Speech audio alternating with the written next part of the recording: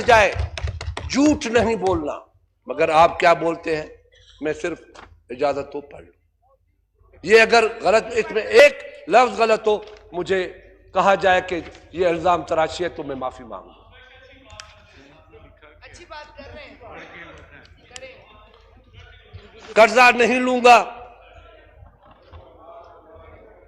एक है कर्जा नहीं लूंगा, पेट्रोल गैस बिजली सस्ती करूंगा, मेट्रो बस नहीं बनाऊंगा, डॉलर महंगा नहीं करूंगा, हिंदुस्तान से दोस्ती नहीं करूंगा, टैक्स एमनेस्टी स्कीम नहीं दूंगा, आजाद उम्मीदवारों को नहीं लूंगा।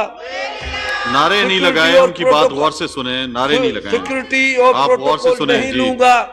आप इस तरह की बातें पीछे से नहीं। वजीर आजम हाउस को लाइब्रेरी, गवर्नर हाउस को बुलडोजर घुमाऊंगा, बैरूनी मुल्क दौरे नहीं करूंगा, आम कमर्शियल फ्लाइट में जाऊंगा, हेलीकॉप्टर के बजाय हालैंड के वजीर आजम की तरह साइकिल पे जाऊंगा, मुख्तसर काबीना बनाऊंगा, मुख्तसर काबीना बनाऊंगा, जिस पर इल्जाम होगा उसे ओहदा नहीं दूंगा, जो हल्का कहेंगे खोल दूंगा, और मैं आपसे कभी झूठ नहीं बोलूंगा।